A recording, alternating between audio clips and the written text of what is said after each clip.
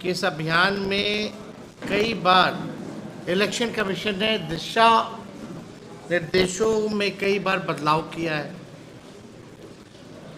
कभी योग्यता तिथि बदली, कभी दस्तावेज की प्रकृति बदली, कभी प्रक्रिया का जो समय सीमा उसमें जो है इलेक्शन कमीशन ने बदलाव किया है। और आप सब लोग जान रहे हैं कि ये किस प्रकार का पुनरीक्षण है, जहां हर हफ्ते आदेश बदले जा रहे हैं, पुराने आदेशों को बदला जा रहा है। तो ये साफ दिखाता है कि आयोग स्वयं सुनिश्चित नहीं है कि वो क्या करना चाहता है। आयोग को पता ही नहीं, चुनाव आयोग को, कि वो क्या करने जा रहे हैं। और इस पूरे अभियान की योजना ऐसा लग रहा है कि किसी राजनीतिक दल से साझा की गई है। क्या कोई सर्वदलीय बैठक हुई है? अभी तक कोई सर्वदलीय बैठक नहीं हुई है। और हम सब लोगों ने जब पिछले बार प्रेस कॉन्फ्रेंस किया था तो हमने कहा था कि हम लोग समय लेंगे चुनाव आयोग से। कई बार हम लोगों ने समय मांगा चुनाव आयोग से। कल भी हम लोगों ने समय मांगा है चुनाव आयोग से, लेकिन अभी तक कोई कंफर्मेशन जो है हम लोगों को नहीं मिला है। अब कितना दिन ही बचा है इस अभियान को, 1 महीने के अंतर्गत जो है ख़त्म करना है। 5-6 दिन हो चुके हैं, हम लोगों ने सवाल उठाए हैं, क्लैरिटी नहीं है। और इन्हीं अभियान के दौरान कई बार दिशा निर्देश, गाइडलाइंस, डॉक्यूमेंट्स, टाइम फ्रेम जो है उसमें बदलाव किया गया है। लेकिन चुनाव आयोग अभी तक हम लोगों को इन मुद्दे पर, जो गंभीर मसला है, लोकतंत्र में संविधान ने गरीबों को, हम सब लोगों को, नागरिकों को एक अधिकार दिया, वोट का अधिकार। इतना गंभीर मसला है, फिर भी चुनाव आयोग गंभीरता से इन बातों को नहीं ले। तो कई सवाल उठते हैं। जो 11 डॉक्यूमेंट्स जो चुनाव आयोग मांगे हैं उस पर भी हम एक एक करके आप लोगों के समक्ष रखेंगे। वो 11 डॉक्यूमेंट्स क्या क्या हैं और कितने % हमारे बिहार के लोगों के पास है वो डॉक्यूमेंट। इसके बाद हमारी कुछ मांगे भी हैं जो चुनाव आयोग से, वो भी आप लोगों के समक्ष जो है हम लोग रखेंगे।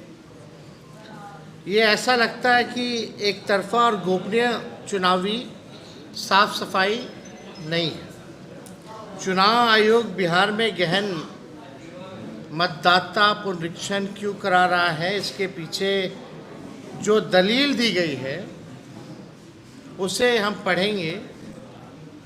और जो आयोग का जो दलील है उसकी मंशा से ही सवाल जो है खड़े उठते हैं। अब चुनाव आयोग आखिर क्या कारण है कि ठीक 2 महीने पहले चुनाव से इतना बड़ा निर्णय लिया है। अब पूरा नए सिरे से वोटर लिस्ट जो है 8 करोड़ लोगों का बनाने का काम करेगा। अब दलील क्या है?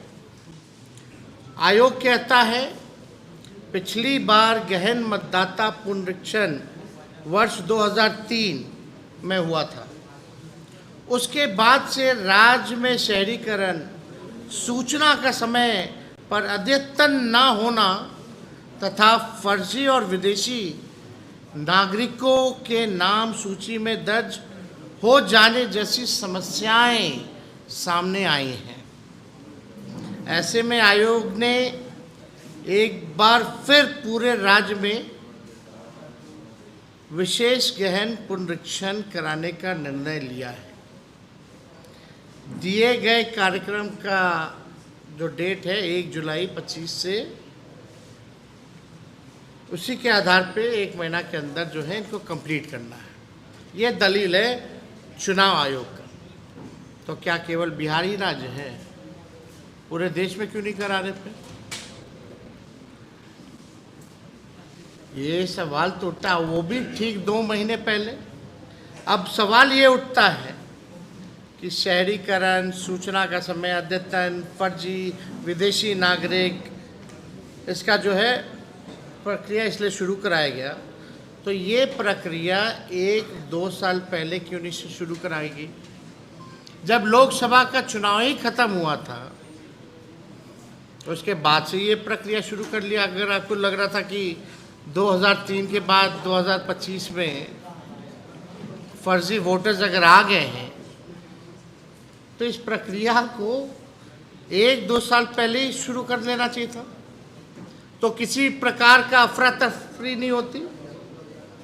अभी सब लोग हड़बड़ाए हुए हैं, सब लोग कन्फ्यूजन में हैं, और चुनाव नवंबर में संपन्न होना है।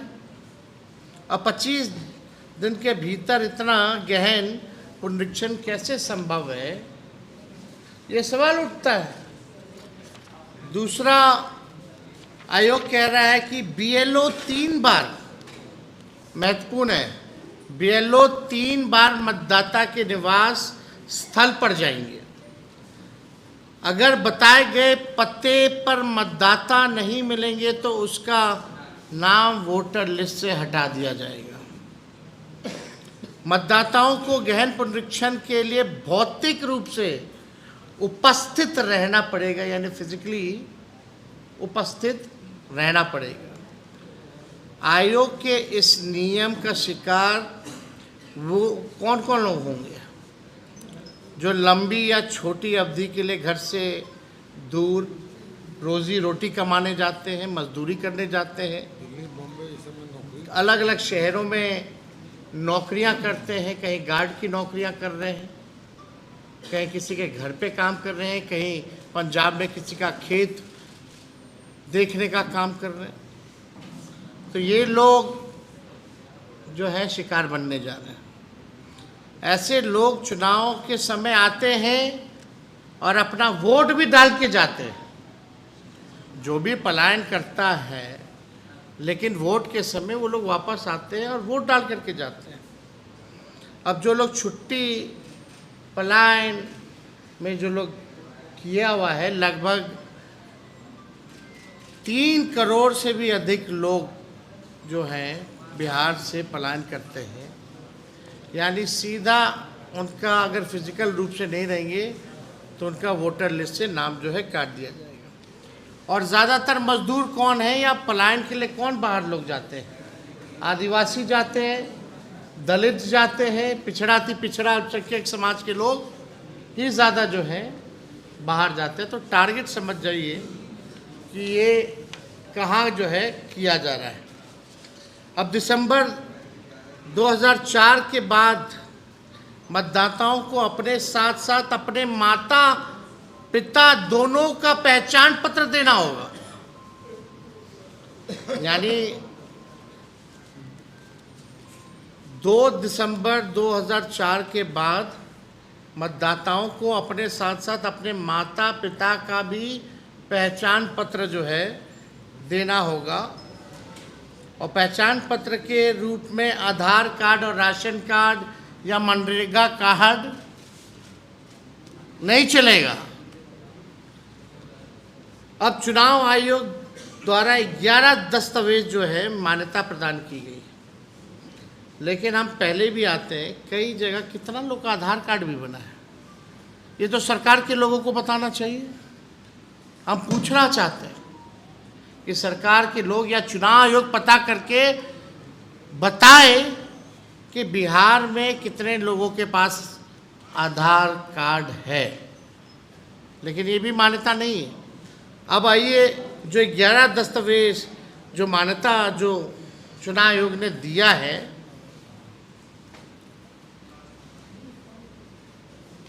बिहार सरकार और भारत सरकार से सवाल पूछना चाहते हैं कि इन 11 जो दस्तावेज हैं, उन दस्तावेजों का प्रतिशत में बताइए कि कौन कौन सा दस्तावेज कितने कितने बिहारियों के पास है। भारत सरकार, राज्य सरकार एवं पब्लिक सेक्टर उपक्रमों में कार्यरत कितने प्रतिशत कर्मी हैं और कितने प्रतिशत कर्मियों के पास कोई I card, pension payment order है। आंकड़ा ये हम चाहते हैं बिहार सरकार और भारत सरकार बताए। 1/7/1987 के पूर्व सरकारी स्थानीय प्राधिकार, बैंक, पोस्ट ऑफिस, LIC एवं पब्लिक सेक्टर उपक्रमों द्वारा निर्गत आई कार्ड, प्रमाण पत्र, दस्तावेज कितने प्रतिशत लोगों के पास है। सक्षम प्राधिकार द्वारा निर्गत जन्म प्रमाण पत्र कितने प्रतिशत लोगों के पास है। ये भारत सरकार, बिहार सरकार बताए कि कितना परसेंटेज है भाई। बिहार में कितने प्रतिशत लोगों के पास पासपोर्ट है, हम लोग जानना चाहिए। बिहार में कितने प्रतिशत लोगों के पास मान्यता प्राप्त बोर्ड अथवा विश्वविद्यालयों द्वारा निर्गत मैट्रिक शैक्षणिक प्रमाण पत्र है। बिहार में कितने प्रतिशत लोगों के पास स्थायी आवासीय प्रमाण पत्र है। बिहार में कितने प्रतिशत लोगों के पास वन अधिकार प्रमाण पत्र है। बिहार में कितने प्रतिशत लोगों के पास सक्षम प्राधिकार द्वारा निर्गत OBC, SC, ST जातीय प्रमाण पत्र है। जातीय सर्वेक्षण में सबको जातियों की संख्या पता है, क्या उतने जातीय प्रमाण पत्र निर्गत हैं? तो सरकार जो है बताए। कितने प्रतिशत नेशनल रजिस्टर का सिटीजन्स में पंजीकृत है, राज्य सरकार और भारत सरकार बताए।